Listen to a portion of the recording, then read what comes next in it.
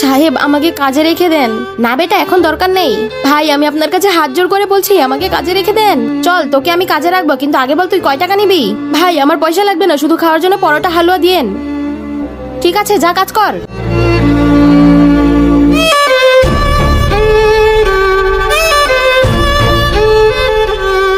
সাহেব আমি সব কাজ করে ফেলেছি। আচ্ছা তুই ভিতরে যা, আমি তোকে হালুয়া পরোটা খাওয়াচ্ছি। সাহেব আমি এখানে খাবো না, আমাকে প্যাকেট করে দেন। প্যাকেট? কেন প্যাকেট করবো কেন? সাহেব আমার মা হাসপাতালে ভর্তি, ডাক্তার বলেছে তাকে খালি পেটে কোনো ওষুধ না খাওয়াতে। আমি বিভিন্ন জায়গায় কাজ করে আমার মায়ের জন্য সময় মতো খাবার নিয়ে যাই। আচ্ছা বেটা তুমি চিন্তা করো না, আমি এখনই তোমার মায়ের জন্য হালুয়া পরোটা প্যাকেট করে দিচ্ছি। এই নাও বেটা। শুক্রিয়া সাহেব। বেটা শোন, তোর আর কাজ করতে হবে না, কাল থেকে সময় মতো তোর মায়ের খাবার এখান থেকে নিয়ে যাস। আর তোর যদি ক্ষুধা লাগে তাহলে তুই এখান থেকে খেয়ে যাস। আর আগে দেখবো শয়তানকে হারিয়ে কে কে আল্লাহকে ভালোবাসো। যারা আল্লাহকে ভালোবাসো তারা ভিডিওটিতে লাইক করে চ্যানেলটি সাবস্ক্রাইব করে দাও। আর যারা শয়তানকে ভালোবাসো তাদের লাইক সাবস্ক্রাইব করার দরকার নেই। আর কমেন্টে আল্লাহু আকবার লিখে যাও।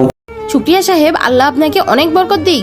বন্ধুরা চ্যানেলটি সাবস্ক্রাইব করে কমেন্টে লিখে যাও আই লাভ ইউ মা।